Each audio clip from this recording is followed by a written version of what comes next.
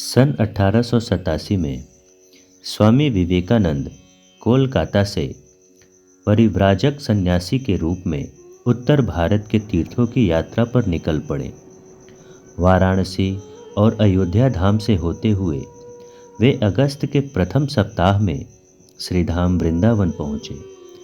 वृंदावन में उन्होंने काला बाबू के कुंज में यमुना पुलीन पर स्थित बलराम बाड़ी में निवास किया था।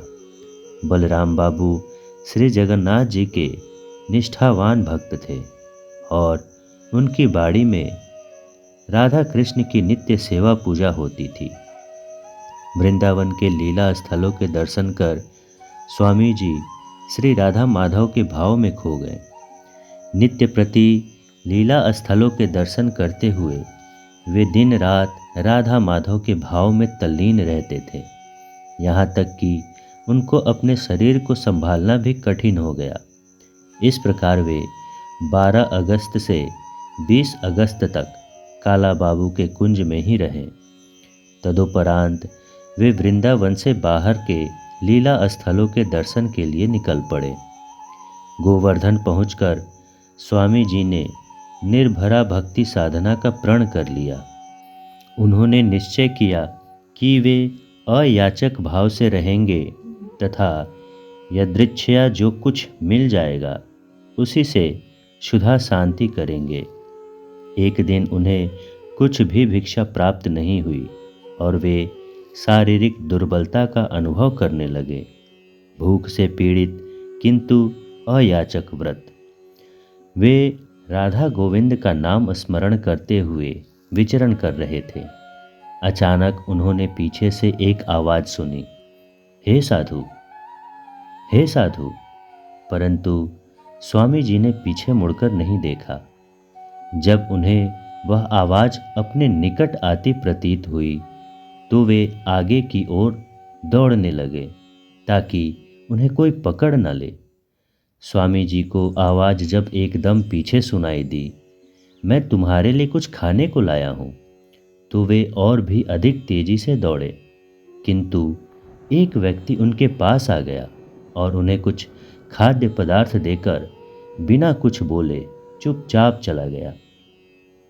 आनंद विह्वल हुए उस निर्जन प्रदेश में गोविंद की करुणा का स्मरण करके उनके नेत्रों से प्रेम अश्रु छलक आए।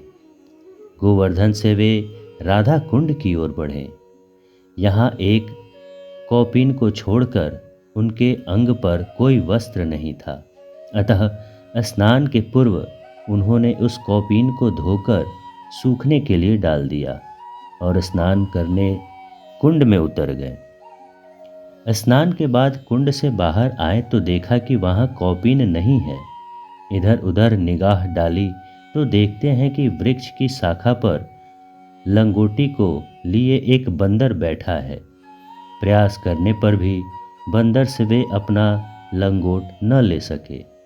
ऐसी स्थिति में राधा रानी के प्रति अपना स्वाभिमान युक्त रोष प्रकट करते हुए उन्होंने निर्णय कर लिया कि अपनी लज्जा रखने के लिए वे इस घोर जंगल में ही अपना प्राण त्याग देंगे। जब वे इस उद्देश्य से जंगल की ओर जाने लगे, उसी समय एक व्यक्ति एक नया गेरुआ वस्त्र और कुछ खाद्य पदार्थ लेकर आ गया और उसे ग्रहण करने हेतु आग्रह करने लगा। स्वामी जी ने श्री राधा रानी का उपकार मानकर उस अंग वस्त्र को स्वीकार कर लिया। उसके बाद वहाँ से चलकर अब वे कुंड के पास आए तो देखते हैं कि कौपीन सुखाने के लिए जहाँ डाला था वह वहीं वैसा ही रखा हुआ है।